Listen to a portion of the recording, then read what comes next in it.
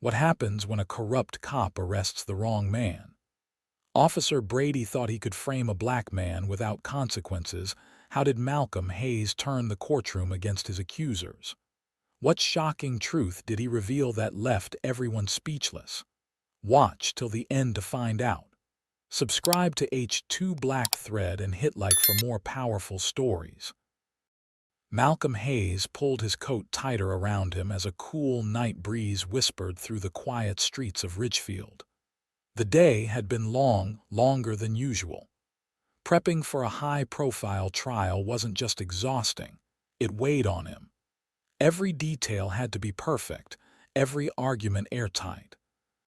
That was the kind of prosecutor he was: meticulous, precise, unwavering. His leather briefcase felt heavier than usual, not just because of the thick legal documents inside, but because his mind was still buzzing with the intricate details of the case. His footsteps echoed softly against the pavement as he made his way home, the streetlights casting elongated shadows on the sidewalk. Then, the flash of red and blue lights cut through the night. Malcolm's instincts kicked in immediately. Not out of fear, but out of experience. He knew how these things went. He had spent years fighting against wrongful arrests, racial profiling, and police misconduct. And now, here he was, about to be on the receiving end of it. He slowed his steps, turning his head slightly as the police cruiser rolled up beside him. "Stay calm," he told himself. The car door swung open and two officers stepped out. Officer Brady, mid-40s, stocky, with a permanent scowl carved into his face.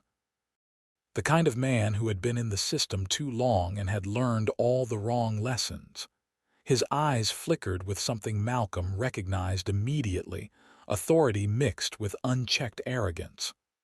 Officer Nolan, younger, leaner, but visibly tense.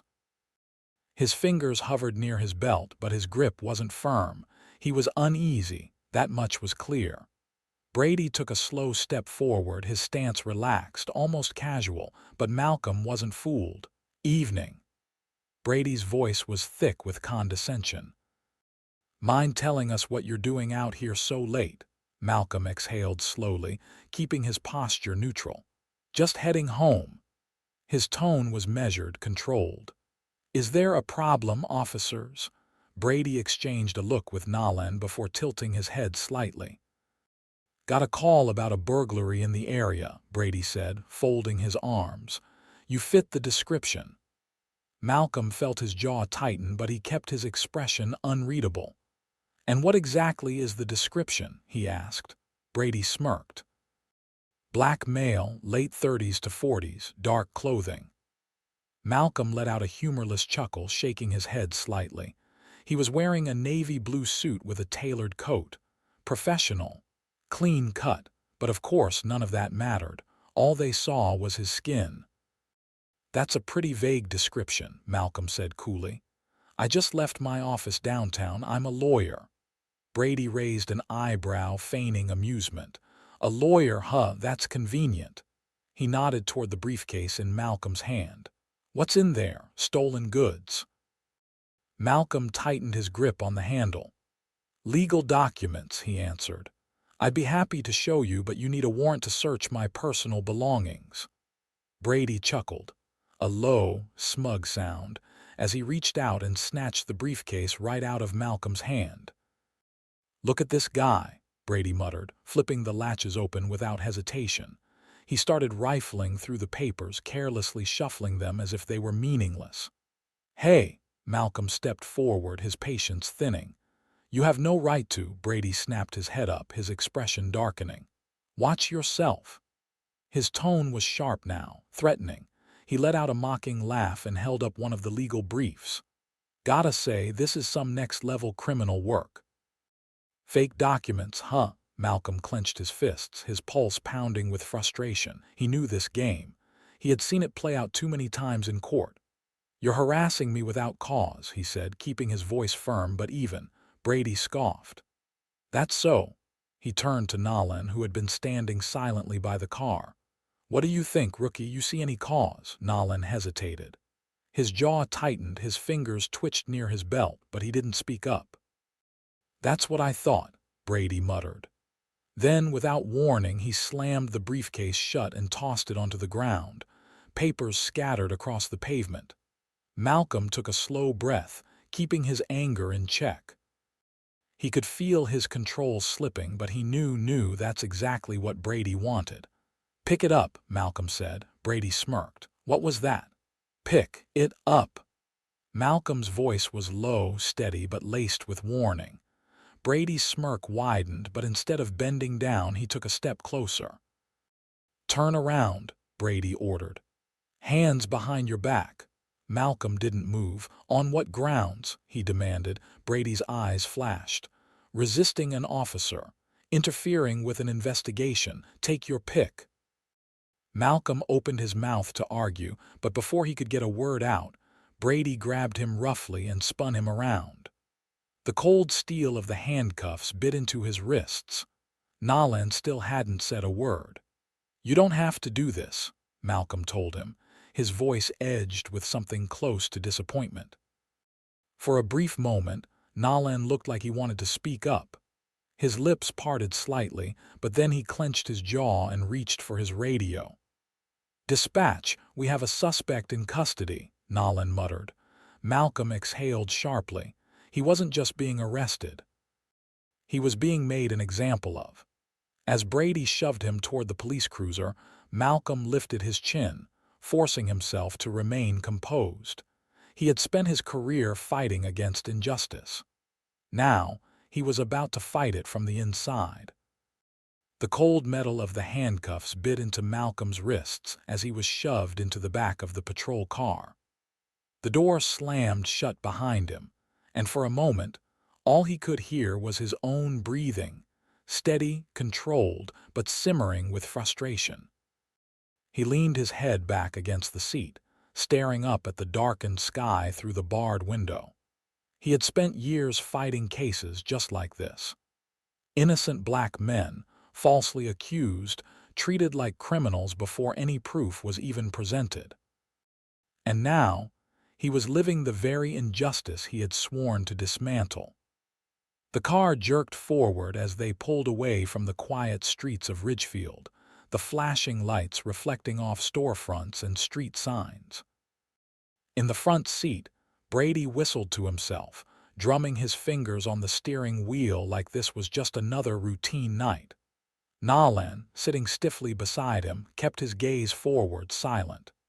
"You know," Brady said suddenly, glancing at Malcolm through the rearview mirror, "you should be thanking us. We're probably saving you from a worse fate out here. This neighborhood ain't exactly friendly to your kind at this hour." Malcolm didn't respond. He refused to take the bait. Brady let out a laugh. "No smart lawyer talk now. Thought you'd be quoting statutes or something. Guess it's different when you're the one in cuffs, huh?" Still, Malcolm didn't say a word. He knew how this game worked. They wanted a reaction. They wanted anger, resistance. Anything they could twist and use against him. He wouldn't give them that satisfaction. By the time they arrived at the Ridgefield police station, it was nearing midnight. The fluorescent lights in the station buzzed overhead, casting a harsh, sterile glow over everything. As soon as the car stopped, Brady yanked the door open and pulled Malcolm out roughly, uncuffing one wrist just to immediately recuff it behind his back as they marched him through the entrance. Eyes followed them as they walked through the precinct. Other officers glanced up from their desks, some with curiosity, some with indifference. To them, he was just another suspect, just another black man in handcuffs. Malcolm kept his posture straight, his chin lifted. He would not be paraded around like some criminal. At the processing desk, a young officer with a buzz cut barely looked up as he reached for Malcolm's belongings. "Empty your pockets." Malcolm glanced at Brady, then back at the officer. "I'd like to make a phone call," Brady scoffed. "Oh, you'll get your call, counselor, but first you gotta follow procedure. Now, pockets." Malcolm exhaled slowly and complied. He set his phone and wallet on the counter, watching as the officer picked them up carelessly and tossed them into a plastic bin. "This is illegal," Malcolm stated flatly. "You have no probable cause to hold me." Brady leaned against the counter with a smirk. "Oh, we got plenty of cause," he said. "Burglary, resisting arrest, possession of stolen property. Hell, I might even throw an obstruction of justice for good measure." Malcolm stiffened. "You know that's nonsense." "The report says what I say it says," Brady replied with a grin. Malcolm turned to Nolan, who was standing a few feet away, his arms crossed, gaze flickering with unease. "You're just going to stand there and let this happen?" Malcolm asked, his voice calm but edged with challenge. Nolan hesitated. His fingers twitched slightly. He shifted his weight, but he said nothing. That silence was louder than any response. Brady patted Nolan on the shoulder mockingly. "Come on, rookie, you don't have to justify yourself to him. He's not a lawyer right now, he's just another perp." Malcolm clenched his jaw. Not a lawyer right now. They could strip him of his freedom for the night, but they couldn't strip him of his knowledge, his power, his resolve. The cell was small, cold, and smelled faintly of disinfectant and sweat. Metal bars lined one side, a single bench was bolted to the back wall, and the paint was peeling at the edges. Brady led him inside and uncuffed him with an exaggerated flourish. "Make yourself comfortable," he said, his voice dripping with sarcasm. Malcolm didn't reply. He simply rubbed his sore wrists and took a seat on the bench. Brady lingered by the bars for a moment, as if waiting for Malcolm to snap. When he didn't, the officer clicked his tongue in disappointment and walked off. From down the hall, Malcolm could hear Brady talking to another officer. "Another one off the streets," Brady chuckled. "You should have seen the look on his face when I cuffed him. Thought he was somebody important." The other officer laughed. "These guys are all the same, think they're untouchable," Brady scoffed. "Not tonight." Malcolm let out a slow breath. His hands curled into fists on his lap. He had spent his life fighting this very corruption. But this wasn't defeat. This was a setback, and he was already planning his next move. Malcolm sat on the cold, hard bench inside his cell, his back straight, his mind razor-sharp despite the exhaustion creeping into his body. Sleep had been out of the question. The fluorescent lights overhead buzzed relentlessly, casting harsh shadows on the already bleak walls. But it wasn't just the discomfort that kept him awake, it was the injustice of it all. This wasn't about him, not really. This was about the thousands of black men who had been dragged into cells just like this one, accused without evidence, arrested without cause. But unlike many before him, Malcolm had a way out, and he was going to use it. The next morning, the sound of jingling keys and heavy boots echoed down the hall. A moment later, Officer Nolan appeared outside Malcolm's cell, looking noticeably more uncomfortable than the night before. "You got your one call," Nolan muttered, unlocking the door. Malcolm stood, stretching out his stiff limbs before following Nolan down the dimly lit corridor. As they approached the processing desk, Malcolm spotted Brady lounging in a chair sipping coffee like he had already won. The arrogance, the entitlement.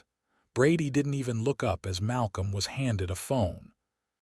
Big mistake. Malcolm dialed the only number he knew would guarantee results: Vanessa Carter. Vanessa had been his assistant for years, sharp, relentless, and dangerously efficient. If anyone could unravel this mess in record time, it was her. The phone rang once, twice. Then a sharp, clipped voice answered. "Malcolm, where the hell are you?" Malcolm closed his eyes briefly. That voice was both a relief and a warning, because if Vanessa sounded pissed, someone was about to have a very bad day. "Jail," he said simply. A brief silence. Then, "Excuse me. They arrested me last night. False charges, burglary, resisting arrest." There was no response for a few seconds. He could almost hear her brain shifting into overdrive. Then, finally, "Tell me everything." Malcolm gave her the short version, the bogus stop, Brady's abuse of power, the illegal search, the fabricated charges. When he finished, Vanessa's voice was icy. "I'm on it." Then she hung up. Malcolm placed the phone back on the receiver, exhaling slowly. He turned to Nalan, who was watching him closely. "I hope you're ready," Malcolm said, his voice calm but heavy with meaning, "because she's about to burn this whole thing down." By the time Vanessa Carter walked into the Ridgefield police station, it was no longer just another quiet morning shift. Every officer in the building felt the shift in the air as soon as she entered, a storm brewing in high heels and a navy blue power suit. Vanessa wasn't just any assistant. She had connections, resources, and a reputation for making problems disappear, or in this case, making them explode. She marched straight past the front desk, her heels clicking against the tile floor with military precision. "Ma'am, you can't just—" The officer at the desk barely got the words out before Vanessa's glare stopped him cold. "I'm here to see the precinct chief," she said, her tone making it clear this wasn't a request. A few minutes later, she was standing in Chief Rodriguez's office, dropping a stack of damning evidence on his desk.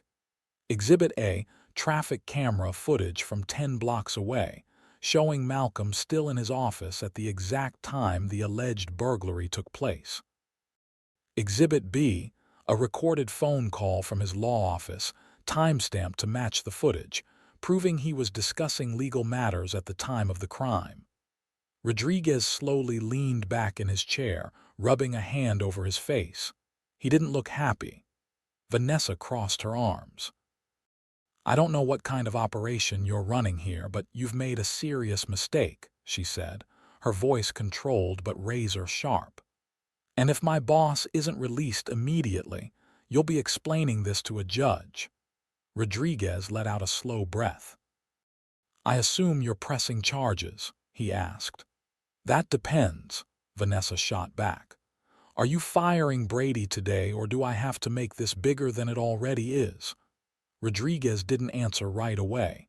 He glanced at the evidence again, then picked up his phone. "Get Hayes out of that cell," he ordered.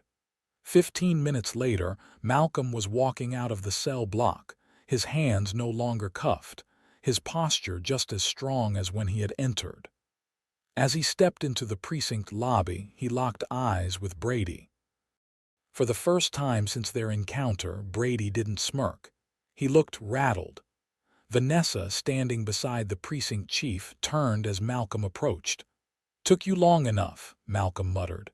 Vanessa arched an eyebrow. "You're welcome," she shot back, then glanced at Brady.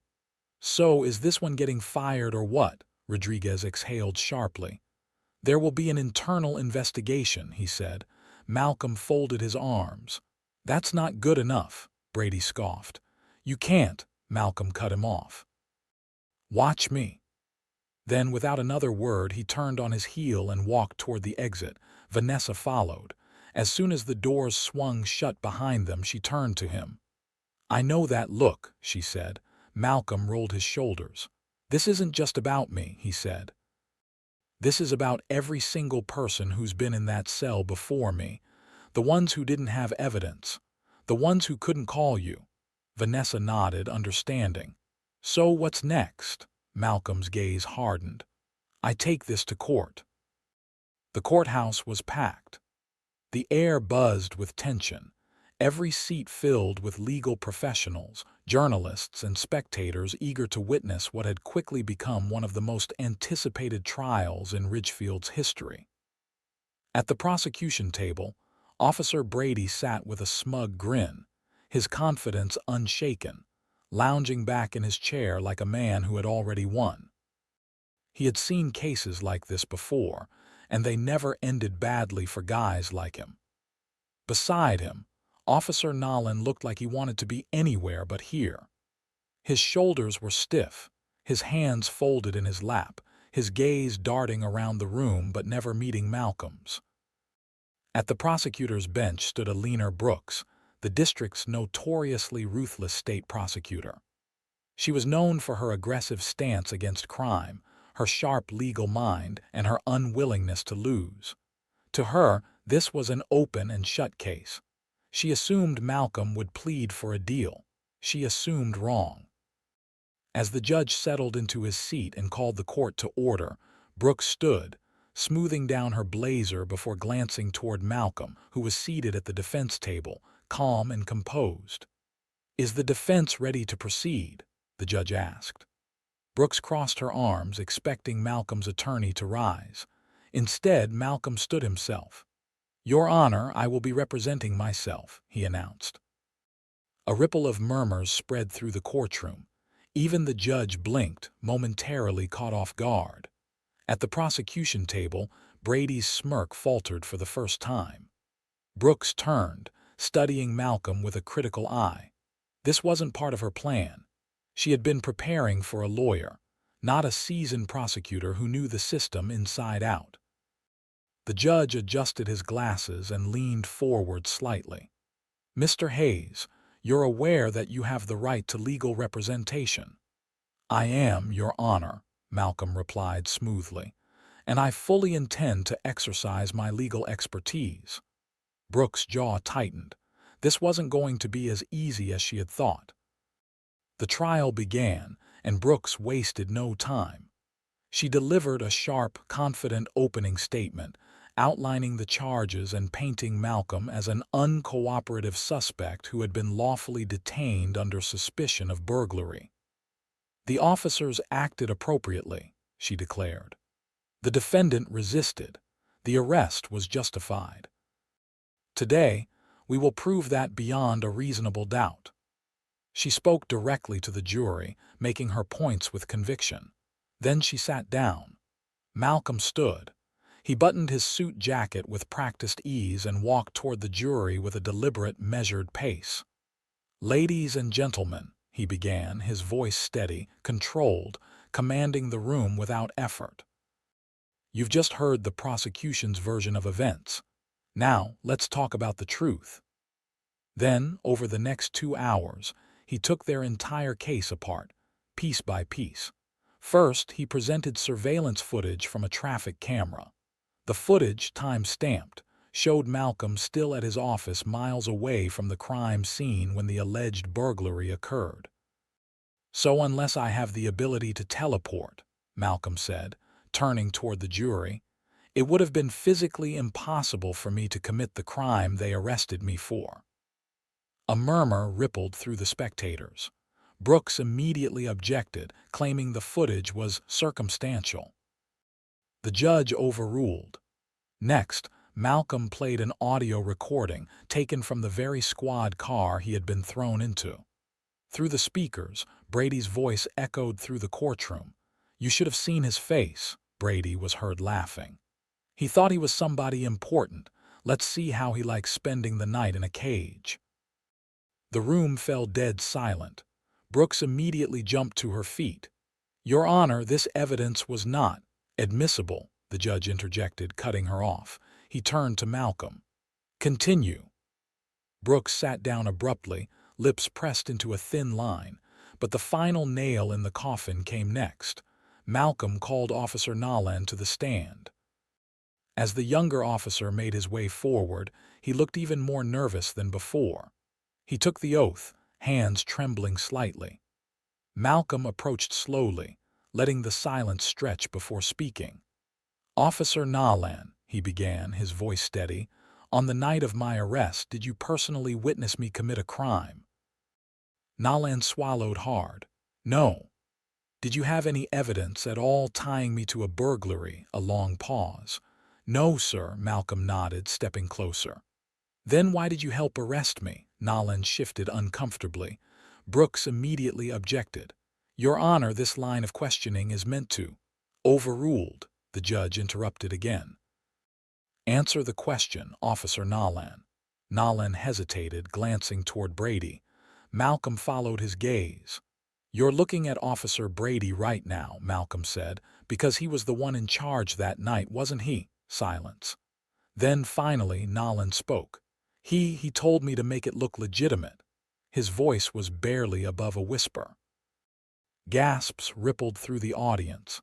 He told me we didn't need evidence, just to bring you in. Malcolm turned to the jury. This is what justice looks like in our city, he said, gesturing toward Nalan. Officers who plan arrests, prosecutors who assume guilt, and a system that would have convicted me if I hadn't had the resources to fight back. Brady suddenly jumped to his feet. "He's lying," he shouted, his face red with rage.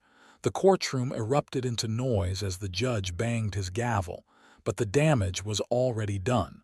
Malcolm had exposed everything, and now Brady was the one on trial. The courtroom was electric with tension. Every eye was fixed on Malcolm Hayes, the man who had just unraveled the prosecution's case with precision and undeniable truth. The jury sat stiffly, the spectators leaned forward, and the judge watched intently, his gavel resting heavily in his hand. But Malcolm wasn't done yet.